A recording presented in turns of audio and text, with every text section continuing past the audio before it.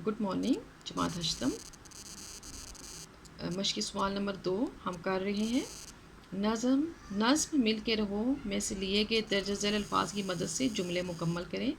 ये ऊपर लफ्ज़ दिए हुए हैं: नाज, बिखर जाओगे, रुसवाई, रंजिशें, मिल्लत, अपनाएं, शम्माए हदायत, आबा और चमन।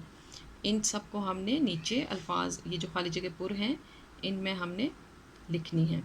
नंबर 1, इत्तेहाद से तुम तरक्की करोगे मगर ना इत्तफाक़ी से बिखर जाओगे।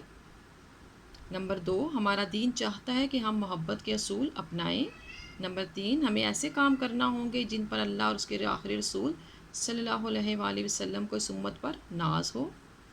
4, एक सच्चा मुसलमान पूरी दुनिया के इंसानों के लिए शम्माए हदायत बन जाता है। शम्माए हदायत। 5, लड़ाई और नाइतफाक़ी का अंजाम डैश और बर्बादी होता है, रुसवाई। 6, हमें नेकी के कामों में अपने अजीम आबा की पैरवी करना होगी। 8, हमारा वतन एक चमन की तरह है जिसके हम फल फूल हैं।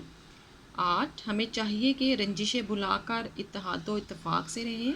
9, हमें अपनी कौमों मिल्लत के लिए फ़ख्र बनकर जीना होगा। बे है इसका, दिए गए अल्फाज में से मुनासिब लफ्ज़ का इंतखाब करके खाली जगह पुर करें। 1, हमारे बुज़ुर्गों ने बहुत सी कुर्बानियाँ देकर ये वतन पाया है, खोया है, पाया। पाया पे टिक लगाएंगे।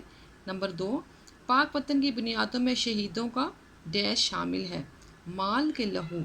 लहू पे टिक लगाएंगे, लहू शामिल है।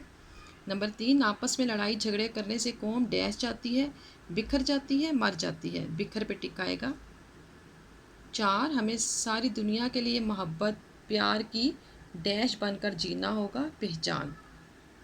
नंबर 5 है, हम सब एक दूसरे से डैश के दानों की तरह जुड़े हैं, बाली के तस्बी आएगा।